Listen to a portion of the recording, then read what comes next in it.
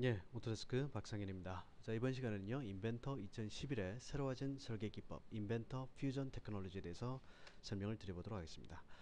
전통적으로 오토데스크 인벤터는 파라메트릭 디자인 기법을 활용을 하고 있습니다. 인벤터뿐만 아니라 대부분의 3D CAD가 파라메트릭 기법을 오랫동안 사용을 해왔죠. 그만큼 장점이 많기 때문이라고 생각이 됩니다. 어떤 히스토리 기반을 둔 어떤 논리적인 설계, 변수 설계 이런 것들이 가능하죠.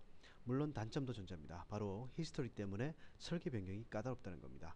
그래서 어떤 모델을 설계 변경을 하려면 처음으로 해야 할 일이 히스토리가 어떻게 분포가 되어 있고 순서는 어떻게 되는지를 확인한 후에 변경을 해야 되는데 복잡한 부품의 경우 쉽지 않죠. 그러다 보니까 원치 않는 어떤 설계 변경이 되기도 합니다.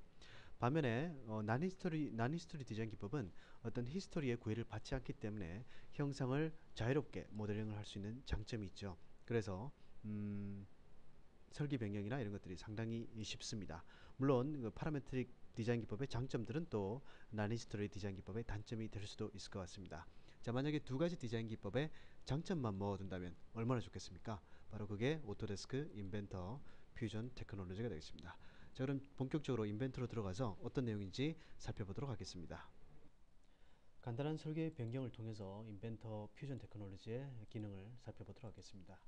자, 여기서 만약에 설계 변경을 해야 되는데요. 이 부품의 전체적인 높이를 30mm 높여야 된다 라고 하게 되면 전통적으로 우리가 이런 그 히스토리를 먼저 찾아봐야 되겠죠. 자, 어떻게 비처가 구성이 되어 있고 스케치 또 돌출이 어떤 순서로 되어 있는지를 살펴본 후에 설계 변경을 하시게 되겠습니다. 그래서 30mm 높여주고요. 자, 이렇게 작업을 하다 보면 내가 원치 않는 방향으로 설계 변경이 되는 경우가 종종 발생을 합니다. 자, 이쪽도 한번 높여볼까요? 자, 플러스 30 정도 높여주게 되면 자, 히스토리의 순서나 모양이나 이런 것들을 제대로 파악하지 않게 되면 자, 이렇게 잘못된 설계 변경이 나타나는 경우가 상당히 많이 있죠. 이게 어떤 그 파라메트릭 기법의 단점이라고 보실 수가 있겠는데요. 자, 그럼 얘를 닫고 인벤터 퓨전 테크놀로지에서 이런 그 히스토리의 구애를 받지 않는 그런 설계 변경을 한번 해보도록 하겠습니다. 좀 전에 보셨던 어셈블리를 인벤터 퓨전 테크놀로지로 와서 오픈을 한 상태가 되겠습니다. 자, 같은 내용이죠. 자, 여기서 브라켓 쇼트 얘만 놔두고 나머지는 감춰보고요. 그 다음에 내가 설계 변경하려고 하는 이런 부분을 찍고 자, 휠 마우스 커맨드에서 이쪽으로 쭉 30mm 높여주면 설계는 끝나도록 되어 있습니다. 어떻습니까? 굉장히 빠르게 작업을 할 수가 있죠. 그래서 퓨전 테크놀로지는 어떤 히스토리를 뒤지는 게 아니고 형상을 직접 보면서 내가 원하는 형상을 자유롭게 수정할 수가 있겠습니다. 자, 이쪽도 한번 당겨볼까요? 자, 이렇게 해서 원하는 설계 변경을 자유롭게 할 수가 있고요. 자, 이쪽에도 한번 필렛을 챔퍼로 한번 바꿔보도록 하겠습니다. 자, 챔퍼 주고 자, 이렇게 직접적으로 모델링을 컨트롤하면서 작업이 되겠죠. 자, 설계 변경을 하는데 지금 히스토리를 보지 않고 히스토리가 없습니다. 그죠? 여기서 형상을 직접 컨트롤한 그런 설계 변경이 되겠습니다. 자, 설계 변경이 끝났으면 이 부품을 세이브 에즈에서 자, 브라켓 쇼트라고 한번 저장을 해 보도록 하겠습니다.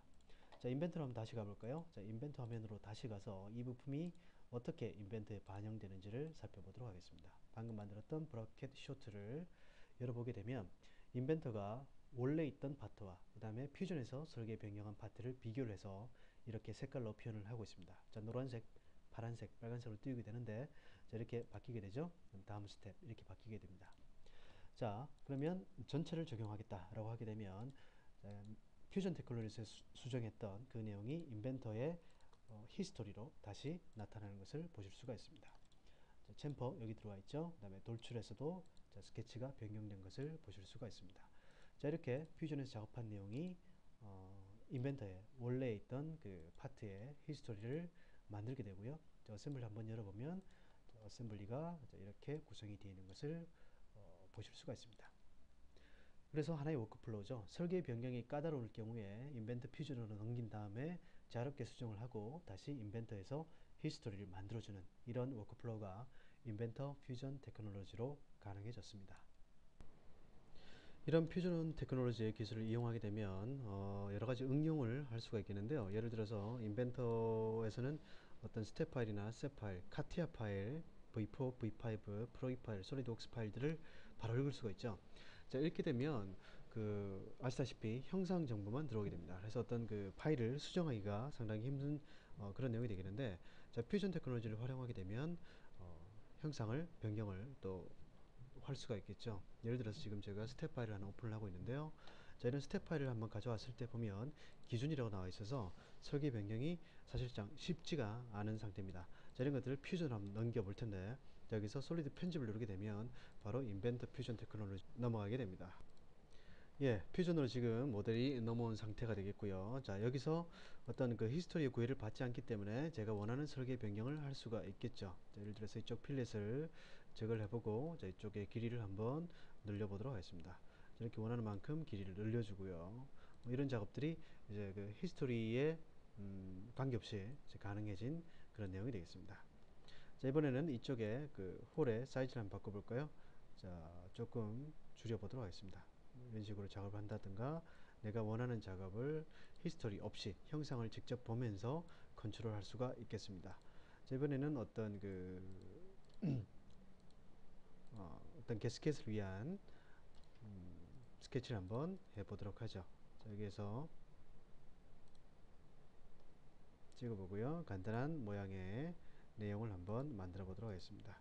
자, 스케치가 끝났고, 이 내용을 가지고 어떤 수입 형상으로 한번 경로를 따라서 깎아내 보도록 하겠습니다. 자, 찍어주고, 자, 움직여주면 이런 내가 원하는 어떤 형상도 직접적으로 만들 수가 있겠습니다. 자, 풀 패스를 하려면 1을 눌러주시면 되겠고요. 자, 확인 버튼 누르고 이제 맞춰주면 되겠네요. 자, 그러면 이런 스텝 파일을 마치 히스토리가 있는 것처럼 또는 형상을 직접적으로 보면서 내가 원하는 설계 변경을 자유롭게 할 수가 있겠습니다. 다시 인벤터로 한번 돌아가 볼까요?